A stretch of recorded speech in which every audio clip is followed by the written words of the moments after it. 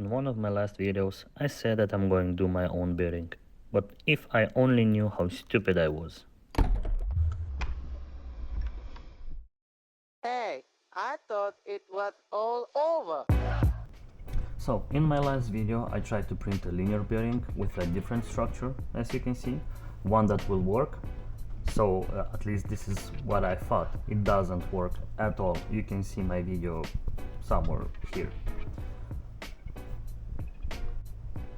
So I tried to fix it, and while doing that I found out how a real bearing works.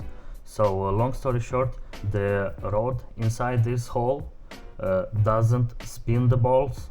Instead the balls are moving like in this kind of shape, so they are moving inside the balls, inside the bearing, sorts of like tracks.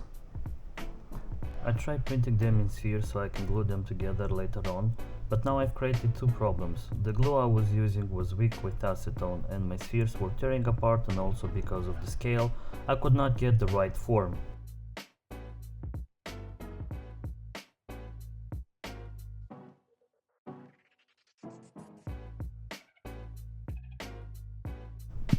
So I went back to the drawing board. In my adventures to the dungeon of knowledge I found this. This guy knows a lot about 3D printing. So basically I don't need a perfect sphere, but instead I will need a spinning object. Thus the prolate spheroid, or speaking the normal language, a chopped American football ball.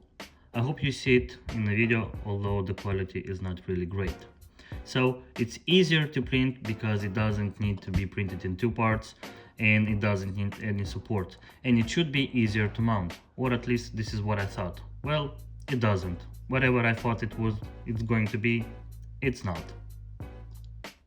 So as sad as it is, I decided not to waste any time and get back to the solution that actually works, one that was always avoiding. Ladies and gents, I present you the wonder of the CAD modeling.